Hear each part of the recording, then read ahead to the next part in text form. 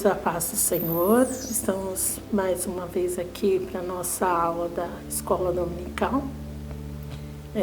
Mais uma lição e nossa revista desse trimestre vem falando da importância da Palavra de Deus para o bem-estar do ser humano. Nós estamos aqui na lição 5, cujo título é Mente, Vontade e Emoções Restauradas pelo Senhor.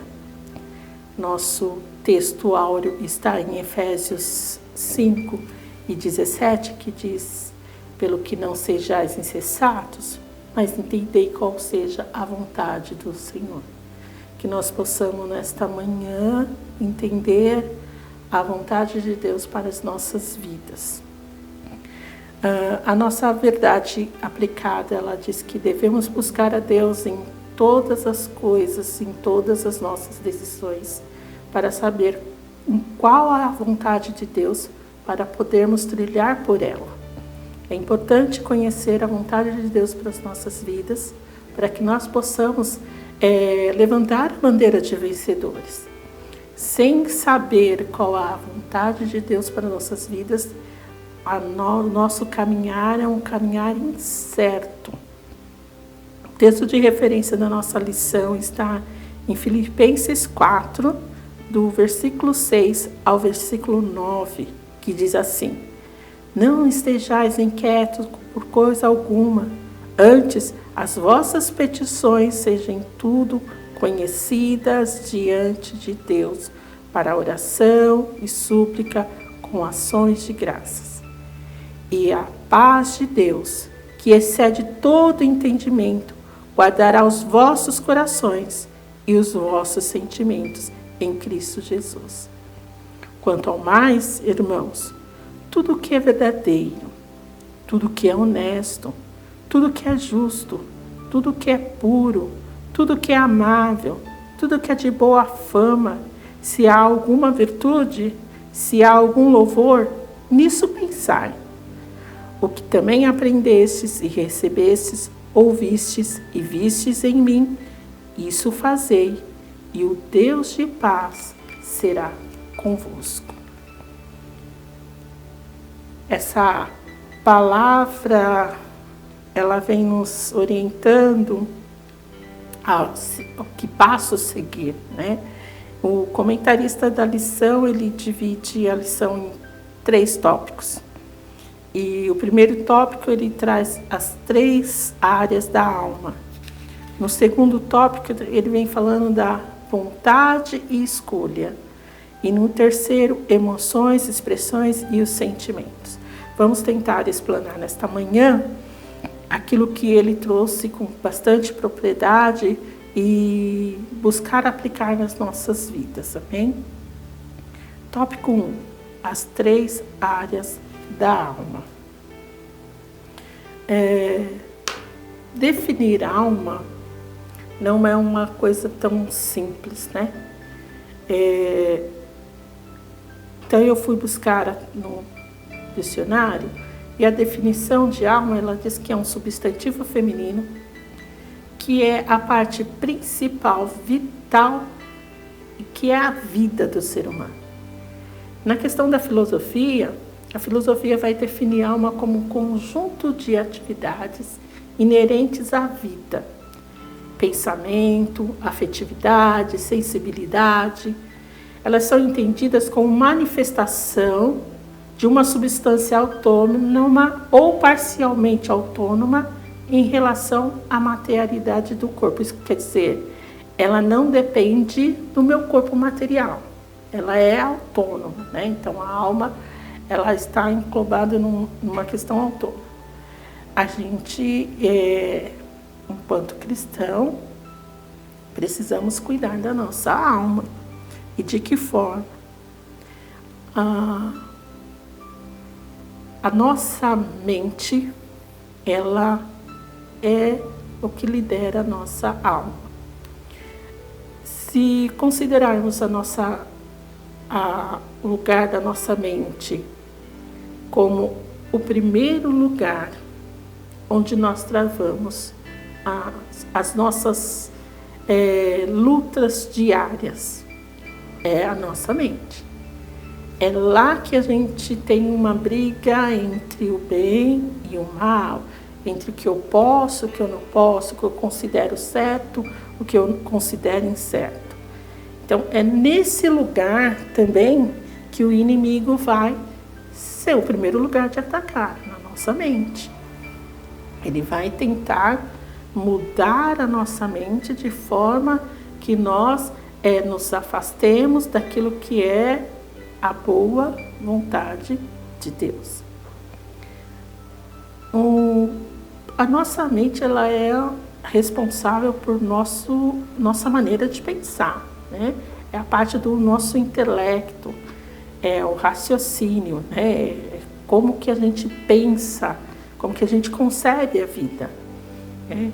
E dessa forma, Satanás, ele tenta controlar a nossa mente com pensamentos que são em vão. Um exemplo disso é Adão e Eva.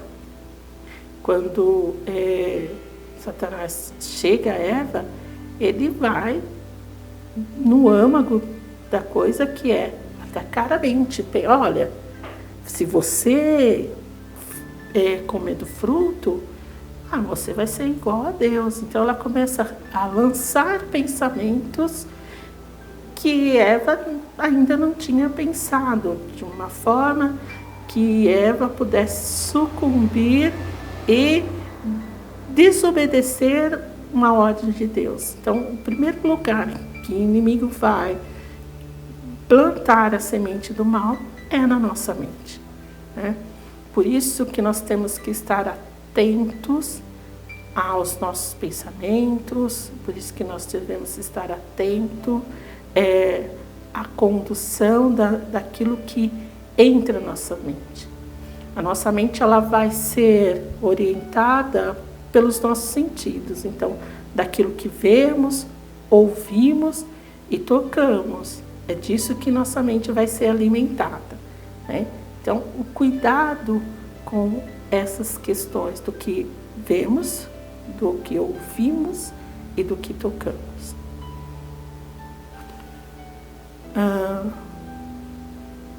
Quando estamos em situações em que temos que tomar uma decisão, geralmente a gente fica em dúvida. Nesse momento também é um momento que o inimigo das nossas almas planta a semente de desorientação, né?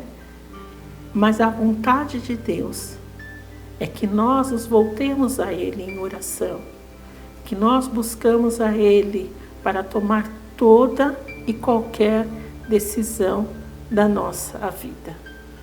E que dessa forma a gente comece a rejeitar aquilo que que Satanás nos tem oferecido, né? Porque o que ele nos oferece são coisas perecíveis para essa vida. Mas aquilo que Deus tem de proposto para nós, aquilo que Deus quer para nós, a vontade de Deus para conosco, ela é boa. Deus quer que nós sejamos pessoas que tenham prosperidade na vida. Deus quer que nós sejamos pessoas que desenvolvam o amor para com o outro. Deus quer que nós sejamos pessoas que tenham alegria em abundância. Deus quer que sejamos pessoas que saibam quais caminhos trilhar. Essa é a boa vontade de Deus. Deus não nos quer derrotado, Deus não nos quer angustiado, Deus não nos quer triste. Então, se nós sabemos qual é a boa vontade de Deus, nós temos condição de minimizar aquilo que o inimigo quer fazer nas nossas vidas.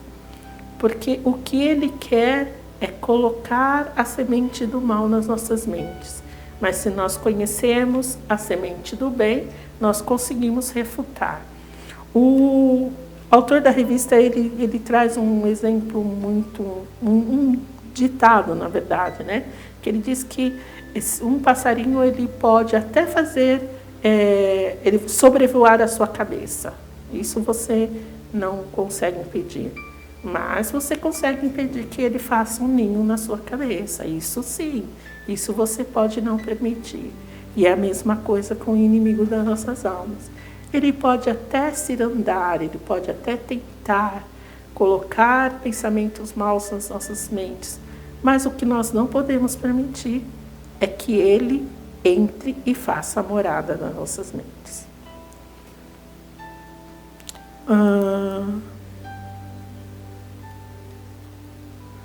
O poder da mente.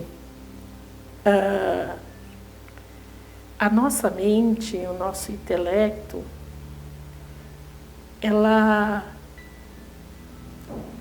tem um potencial muito grande, né? Haja visto a vastidão de tecnologia hoje desenvolvida. Hoje eu estou falando com vocês em casa, e eu aqui por conta de uma tecnologia, né? Nós estamos aí à espera de uma vacina desenvolvida por uma tecnologia. Isso demonstra quão potente é a mente humana, né? É uma mente que ela está sempre em busca de inovações, né? O homem, nessa questão, ele é insaciável, porque ele está sempre em busca de se superar, né? Então, ele inventou a roda só não deu conta, ele teve que inventar o carro. Ou o carro só não deu conta, inventou o foguete. Então, ele está sempre em busca de superação, dado o potencial que a mente humana tem. O comentarista, ele nos fala que Adão, ele tinha a sua mente com toda a condição de funcionamento, né? Porque era uma mente sã, livre do pecado. Nós, já pecadores que somos, nós temos a condição de utilizar somente 10% da nossa capacidade, da nossa potência de mente. Imagine se pudéssemos usar os 100% daquilo que Deus nos deu. Mas somente com esses 10%, o homem é capaz de fazer maravilhas. O problema não é naquilo que o homem é capaz de produzir em termos tecnológicos, mas é de como fazemos uso disso, como utilizamos, como usamos a nossa mente para fazer um manuseio da tecnologia que o homem tem desenvolvido. Então, se o carro ele pode ser utilizado como uma ambulância para salvar uma vida, em contrapartida, nós vemos jovens destruindo suas vidas em alta velocidade, né? Então, a diferença está nesse lugar, de como nós utilizamos o potencial que Deus tem nos dado de mente, de raciocínio lógico, de capacidade de pensar nas coisas que conseguimos fazer. Então, a mente humana, ela é de grande potencial, embora seja usada só 10%, né? E por ter um grande potencial, ela é também um lugar de disputa. A mente humana é um lugar de disputa. Nós temos aí Satanás disputando a todo momento tomar conta da mente humana. E eu vou dizer que ele é um invasor. E como todo e qualquer invasor, ele não chega pedindo licença, ele não bate a porta e diz, olha, você me permite entrar? Não. Embora ele também não chegue chutando a porta, mas ele vai invadindo aos poucos a mente humana, porque eu vou dizendo, isso aqui não faz mal, isso aqui também não faz mal, e ele, quando a gente percebe, ele já tomou conta de toda a casa, e aí já não tem mais jeito, né? Porque ele é um invasor mesmo. Para que ele saia da sua mente, o trabalho vai ser dobrado, né? Porque ele quer dominar a mente humana. O inimigo, ele quer dominar.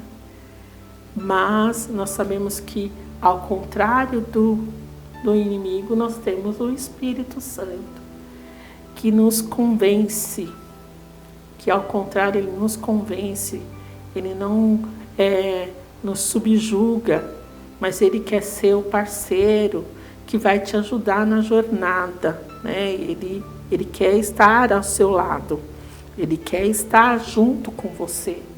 E a presença do Espírito Santo na nossa vida, ela vai só acontecer através da fé. Para eu ter o Espírito Santo trabalhando em mim, eu preciso crer. A Bíblia diz que a fé é o firme fundamento das coisas que não se veem.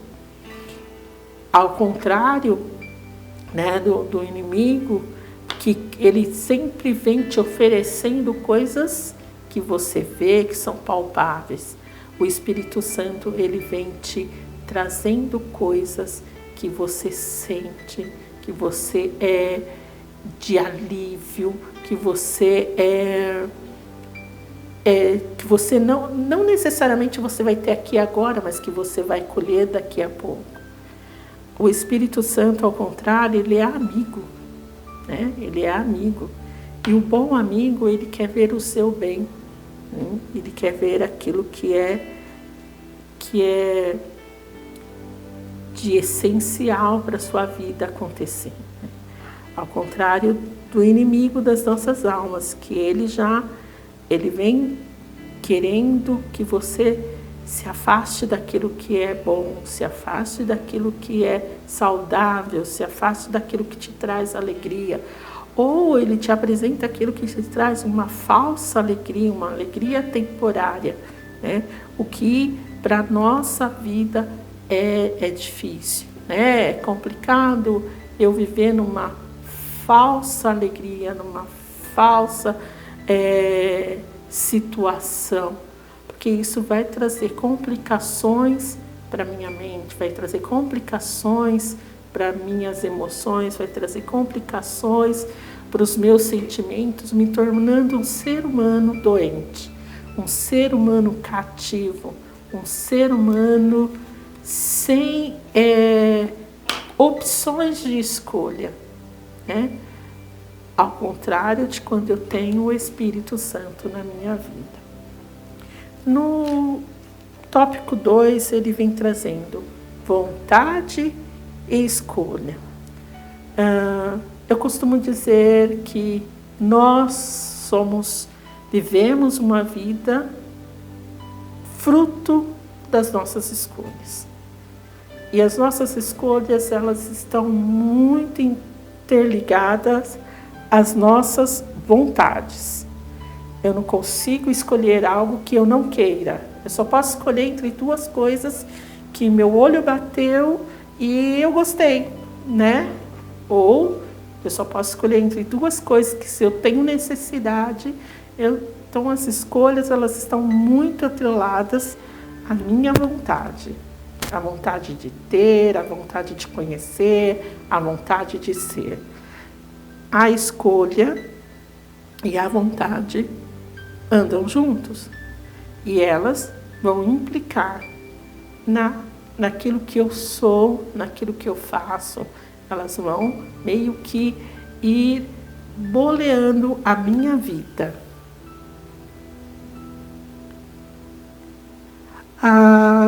Uma das questões trazidas pelo comentarista é que somos capacitados para escolher.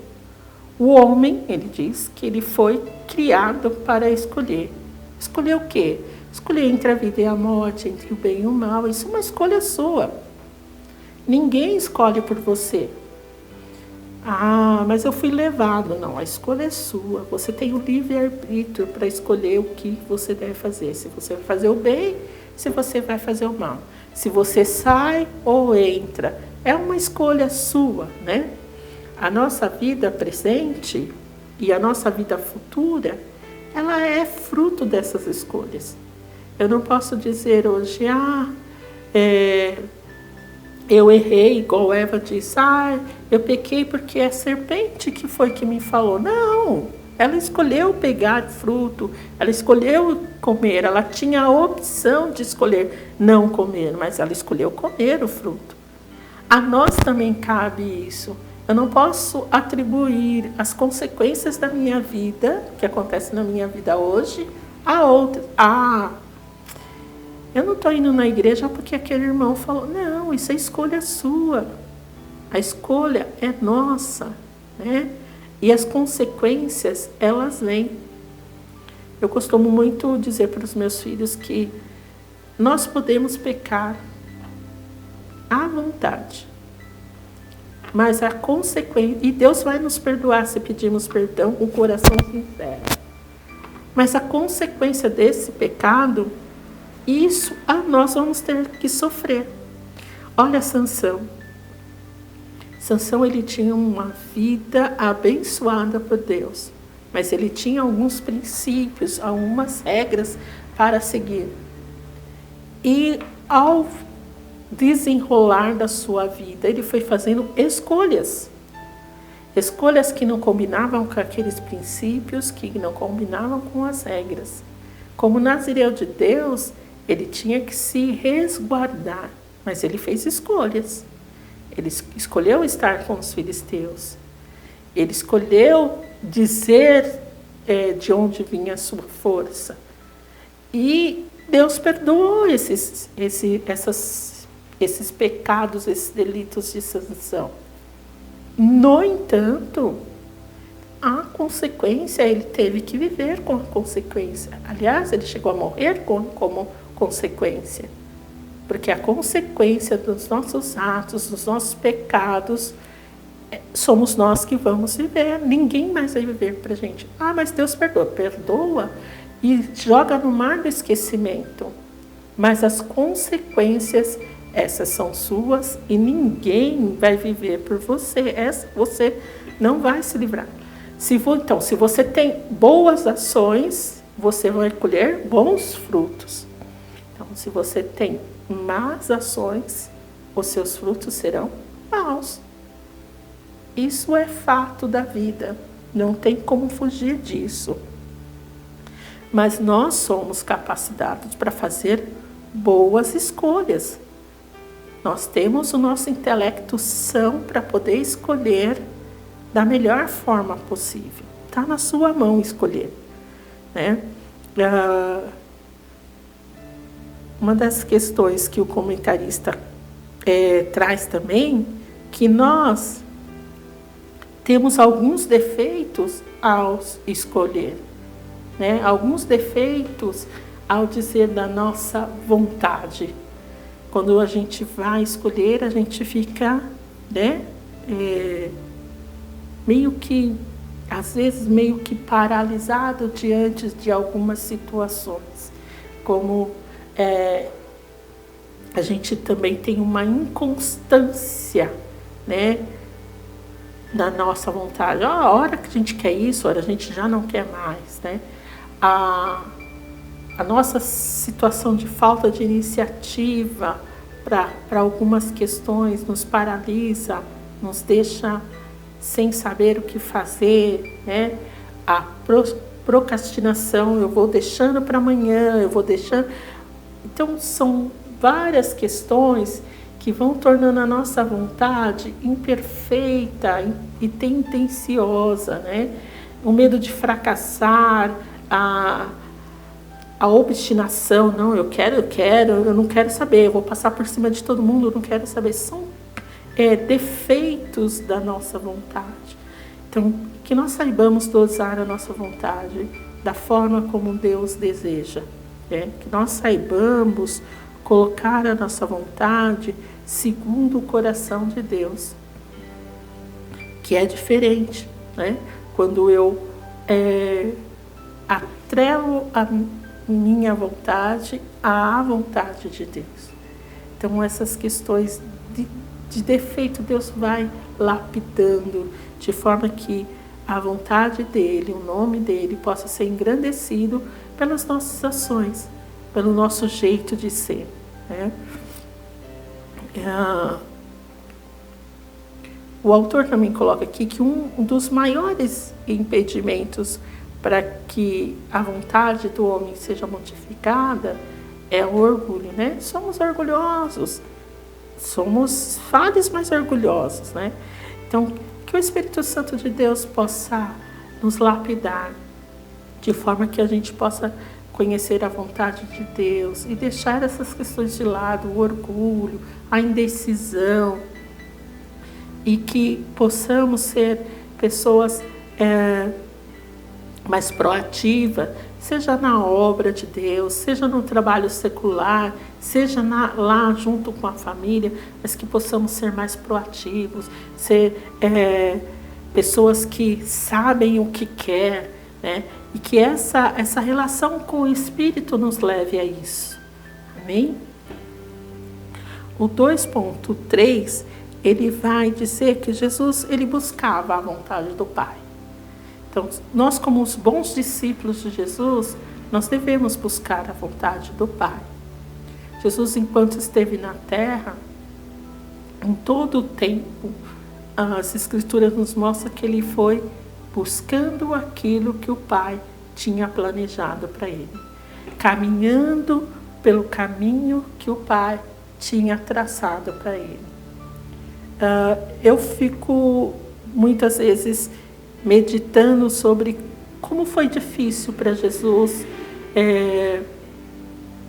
caminhar na terra, né? E porque ele tinha conhecimento de que ele ia ter uma morte sofrida em prol de mim, em prol de você. E qual de nós conseguiríamos viver e falar palavras tão singelas, falar palavras tão acertadas como Jesus disse durante a sua vida, sabendo de como seria o nosso fim?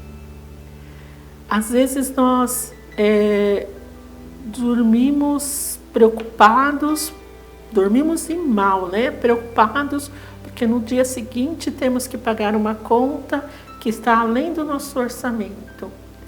Imagine se nós soubéssemos que no dia seguinte iríamos ter uma morte de cruz, como Jesus sabia e viveu a vida inteira dele terrena, sabendo como seria.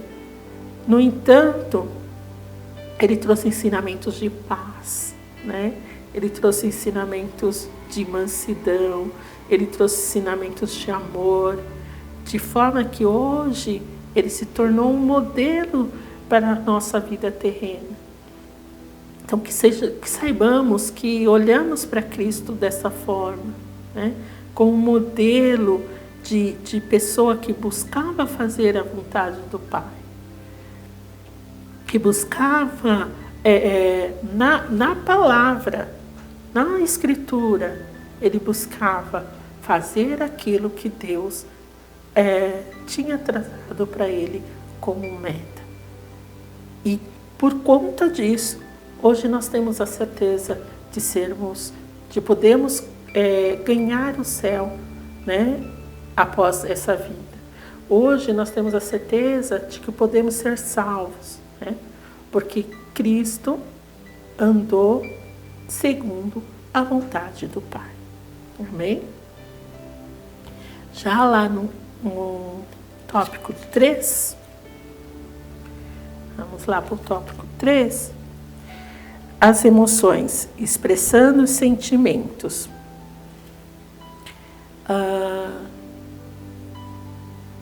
Quando a gente expressa aquilo que estamos sentindo, né? Que a emoção é a expressão do sentimento. Eu fiz uma lista aqui de emoções e quando eu comecei a fazer minha lista eu fui ficando preocupada, porque as emoções eram muito maiores as emoções negativas do que as emoções positivas, né? E eu fiquei meio preocupada, fui correr, fui ler alguma coisinha, e aí eu acabei descobrindo que a primeira emoção que a gente sente enquanto ser humano é de alegria. E poder observar uma criança é uma verdade, porque dificilmente você vê uma criança muito pequena, um bebê, triste. O bebê está sempre sorrindo, sempre alegre.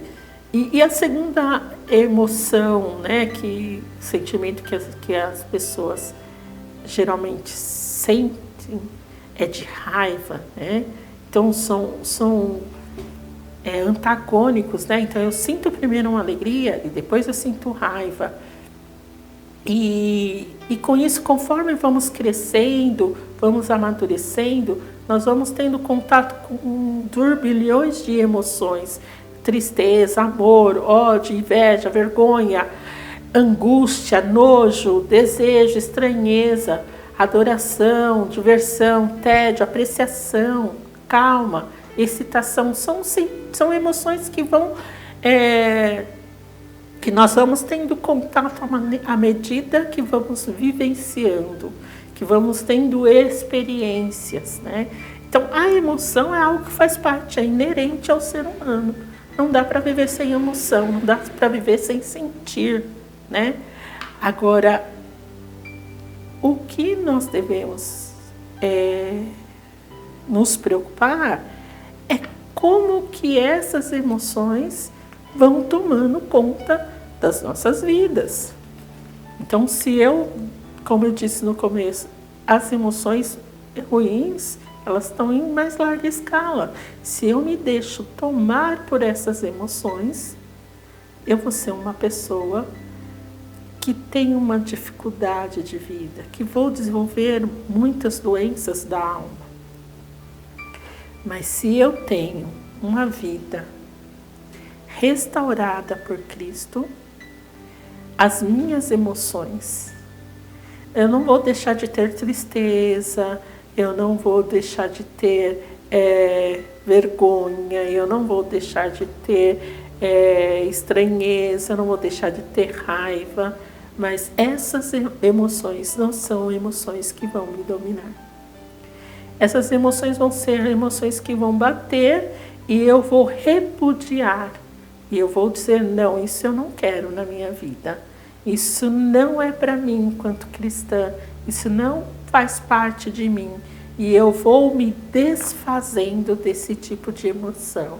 E me desfazendo desse tipo de emoção, eu vou ganhando uma saúde emocional. E eu vou tendo condições de ter uma relação não só com os meus colegas, meus irmãos, amigos, familiares, saudável, mas eu vou tendo uma relação saudável com Deus.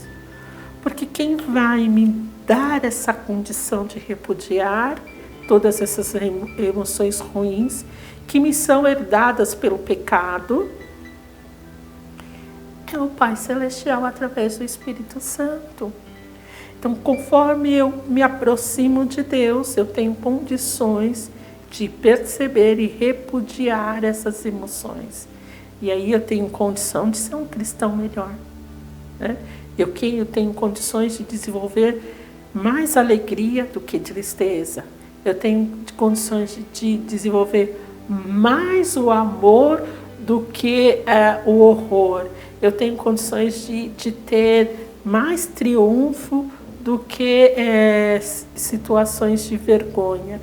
Então eu vou me tornando um ser humano melhor à medida que eu também vou me aproximando mais de Deus e que as minhas emoções vão se tornando emoções mais equilibradas, né? Vão se tornando emoções mais positivas. Então, o cuidado com as minhas emoções está atrelado à minha aproximação de Deus.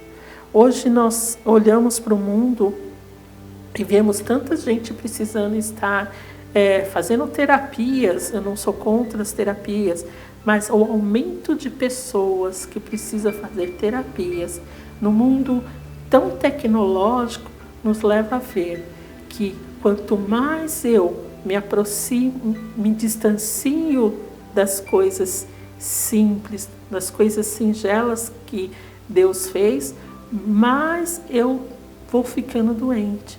Quanto mais eu me aproximo de Deus, porque Deus é um Deus que Ele quer a simplicidade, é um Deus que quer que Ele nos ouve dizendo que Ele não quer que nós não desenvolvamos a nossa capacidade intelectual, mas Ele quer que nós olhemos para Ele. Ele quer que nós olhemos para Ele como o Deus Criador, o Deus que nos deu a capacidade de desenvolver, para que nós possamos ser pessoas saudáveis no Senhor. Bom, como eu disse, nós temos um turbilhão de emoções, né? E essas emoções, elas vão, durante o seu dia, passam por você, elas perpassam, elas vão, elas voltam, depende das situações que você está vivendo. E a nossa relação com Deus, ela não pode estar baseada nessas emoções, porque elas são volúveis. A nossa relação com Deus, o nosso coração, ele nos engana, como está dito lá em Jeremias 17:9. Então, a nossa relação, ela tem que ser a nossa relação com Deus, as nossas emoções, elas precisam estar restauradas pela fé em Cristo, né? Elas precisam ser emoções que estão firmadas na fé. Por que precisamos de restauração? Porque a nossa velha natureza, aquilo que é velho, ele precisa se tornar novo. E só pode se tornar novo algo que é restaurado, né? Se a gente pega um móvel velho, leva num restaurador, ele nos entrega um móvel novo. Ele vai lixar, né? Ele vai pintar de novo, vai deixar tudo muito novo. E é esse o trabalho do Espírito Santo nas nossas vidas. Restaurar tudo, restaurar nossas emoções. E quando nós restauramos a nossa emoção, nós restauramos também o jeito das pessoas nos verem. Porque um sorriso, ele formoseia o rosto, né? Então vai se restaurando também o nosso jeito de vestir, o nosso jeito de andar, o nosso jeito de falar, o nosso jeito de tratar. Então, quando tem restauração, quando o Espírito Santo vai trabalhando nossas vidas para a restauração, nós mudamos. Quando nós passarmos na rua, vão apontar, olha, mas não era a Sônia que está indo ali, não era aquela pessoa que era assim, nossa, mudou. Mudou por quê? Porque fomos restaurados pelo Espírito Santo. Necessitamos, não tem como eu ter uma vida emocional saudável sem o Espírito Santo. Não tem. Porque ele nos ajuda, né? É o Espírito Santo e o seu contato com a palavra de Deus que vai te ajudar a lidar com suas emoções. Então não dá para eu ter uma vida livre, sem contato com o Espírito Santo, sem contato com a palavra e ter um equilíbrio emocional adequado. O equilíbrio emocional, ele vai vir à medida que nós temos contato com o Espírito Santo, um contato com a palavra de Deus. Porque ela vai reger as nossas vidas de forma que nós possamos ser vencedores nessa área emocional. Para que também Deus seja glorificado pelo aquilo que nós somos, né? Pelo aquilo que nós vivamos nessa vida. Para que a glória de Deus seja vista em nós, enquanto servos que foram restaurados. Que nós possamos ajustar a nossa mente, a nossa vontade e emoção aos propósitos que Deus tem traçados para nós, sabendo que Ele deseja que nós vivamos a sua boa, agradável e perfeita vontade, e que desfrutemos de uma vida em abundância, alicerçada em uma fé sólida, baseada em tudo que a palavra diz, pois a palavra de Deus, ela permanece hoje e para sempre. Deus os abençoe e que nós possamos estar sempre alicerçados na palavra, tendo o Espírito Santo como aquele que vai nos conduzir e nos dar condições emocionais para vivermos aqui, até chegarmos no céu. Amém.